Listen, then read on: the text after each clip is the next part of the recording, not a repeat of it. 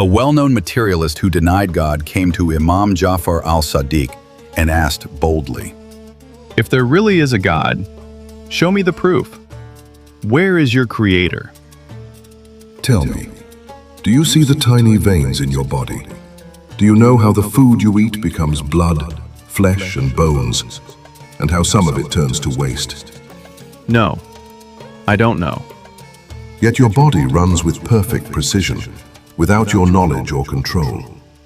Does this not show there is a wise creator managing everything?